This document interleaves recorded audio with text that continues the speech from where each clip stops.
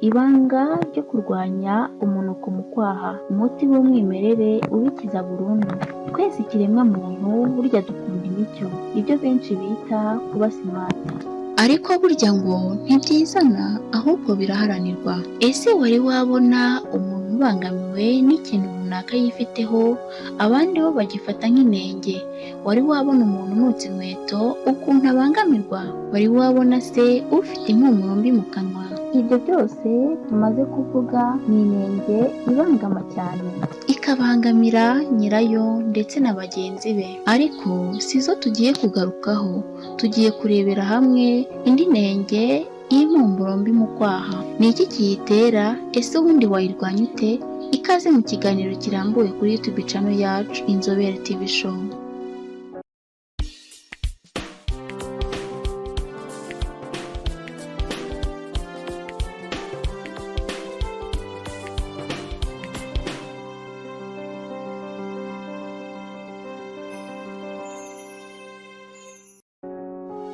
Nk'uko nari maze kubibabwira, tugiye kugaruka ku nenge yo kunuka mu kwaha n'uko wayirwanya.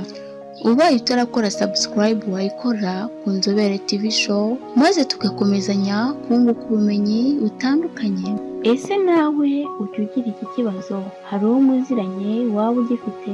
Kankumara amata. Nk'uko tubikesha imbuga nka www.sakura-en-line.com na www.wordcare.org na www.skinmedicine.fr/humanlife.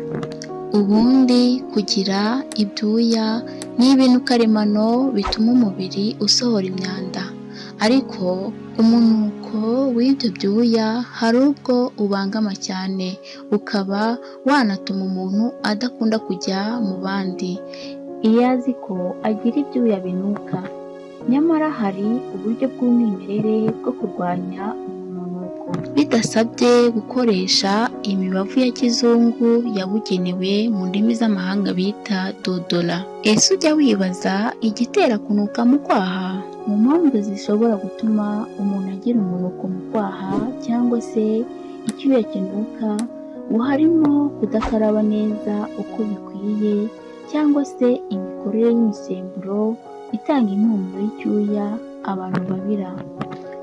Nubwo hari abantu babira icyuya gituma bahorana umunuko cyane cyane mu maha, hariho n'abandi bakibira icyo cyuya ariko ugasanga kitabangamiye abandi. Gusa kuri abo bafite icyo kibazo cy'umunuko mu maha, hari uburyo bw'umwimerere bwabafasha kugikemura. Ku rubuga rwa www.sakura-en-line.com/ bavuga ko hari ibintu bisanzwe usanga bidahenze cyane bifasha umuntu gukira umunuko mu kwaha bitagombye kumusaba kwitera za dodora. Ufite amatsiko yabyo se? Ku mwanya wa mbere turahasanga indimu. Indimu ni urubuto rusanzwe rukundwa n'abantu benshi kubera ibyiza ruzana ku buzima bw'abantu. Zifite ubushobozi bwo kurwanya bagiteri antibacterians impumuro mbi. Tukivuga ibi wahita wibaza ukuntu bayikoresha kugira ngo ikemure iki kibazo. Dore uko bigenda. Birahagije gufata agasate k'indimu gato ukakarambika mu kwaha mu gihe cy'iminota 15, nyuma ukakajugunya. Kubera ko indimu ikize kuri antioxidant, ifasha mu kuvanaho imyanda yirundanya mu kwaha umunsi wose, igatuma umwuka wo mu kwaha uhumura neza. Indimu inafasha mu gukesha mu maha ku bantu mu gihe hajemo ibisa n'imbyiro by'umuhondo. Gusiga indimu mu kwaha bikorwa nijoro umuntu agiye kuryama, kandi ngo si byiza gushyira indimu mu kwaha inshuro zirenze 2 mu cyumweru. Twakomeje rero inshuti zacu ku buryo bwa kabiri, ubaye uri mushya kuri iyi channel wakora subscribe tugakomezanya. Ku buryo bwa kabiri nabwo ntibugoye, ni vinaigre de cidre. Umuntu ashobora gufata agacupa karinganiye akavangiramo vinaigre de cidre nkeya n'umutobe w'indimu ndetse n'amazi agacugusa, akabisiga inshuro ebyiri mu cyumweru, kuko abyisize kenshi byatuma uruhu rwumagara. Ikindi ngo si byiza kujya ku zuba ryinshi mu gihe umuntu amaze kwisiga uwo muti. Ubundi buryo wamenya bwa gatatu ni bicarbonate de soude. Bicarbonate de soude izwiho kugira ubushobozi bwo kurwanya za bagiteria. Ibyo bikayiha ubushobozi bwo kurwanya umwuka mubi mu maha ndetse no kuhakesha. Uko bikoreshwa ni ugufata bicarbonate de soude ukayivanga n'amazi bigasa n'igikoma gikomeye, ukabisiga mu kwaha bikamaramo iminota 10 ukabikaraba. Ibyo nabyo si ngombwa kubikoresha inshuro nyinshi mu cyumweru kuko byakwangiza uruhu mu gihe bikoreshejwe inshuro nyinshi mu cyumweru. Ku mwanya wa 4 turahasanga amavuta akorwa mu giti cy'icyayi.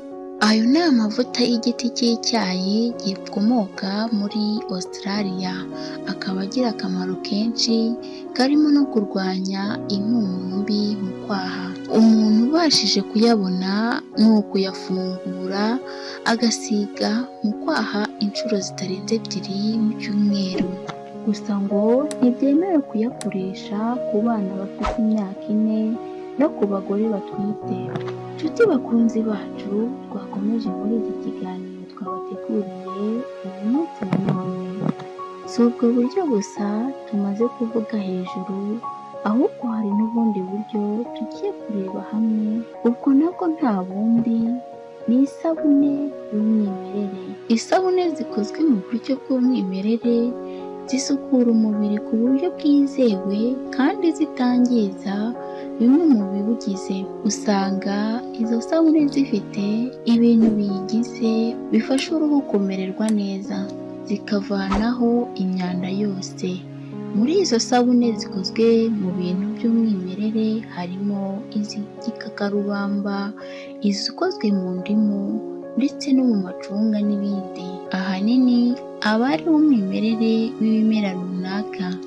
Ikindi kintu gikunda kugora abantu benshi ku mwanya wa 6 ni ukunywa amazi menshi. Amazi ni ingirakamaro cyane ku buzima bw'umuntu kuko arinda umuntu kuba yagira ikibazo cy'umwuka ndetse akanafasha umubiri gusohora umwanda, kuko iyo myanda ikurura za bagiteri zishobora gutera impumuro mbi mu maha.